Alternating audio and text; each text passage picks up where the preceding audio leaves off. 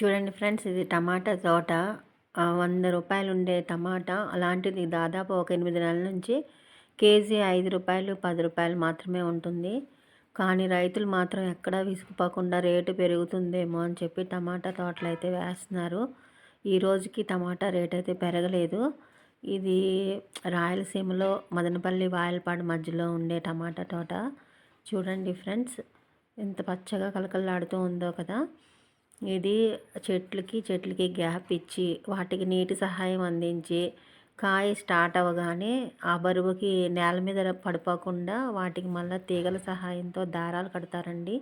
First ఒక కర్ర నాటుతారు. కర్రకు వచ్చి ప్రతి కొమ్మకి ఆ దారాల ద్వారా పైకి కడతారనమాట. ఎక్కడ కాయ నేలకి తగలకుండా నేల మీద పడిపోకుండా అంత కేర్ తీసుకుని జాగ్రత్తగా పంట చేతికి వచ్చేంత వరకు పెంచుతారు. కానీ ఇంత కష్టపడి పాపం ఇప్పుడు టమాటా రైతులకైతే సరైన ధర అయితే లేదన్నమాట. పాపం వాళ్ళు కాయలు కోయించి మార్కెట్కి తీసుకెళ్ళి దానికి కూడా వాళ్ళకి డబ్బులు రావడం లేదని చెప్పి కొంతమంది అయితే కోయకుండా అలాగే వదిలేస్తున్నారు.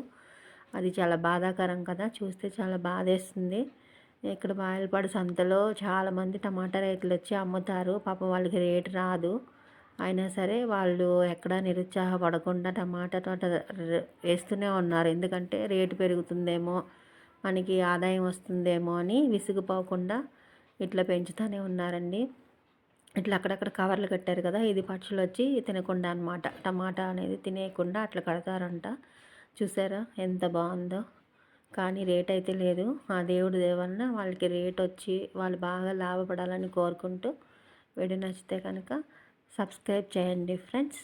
Thank you.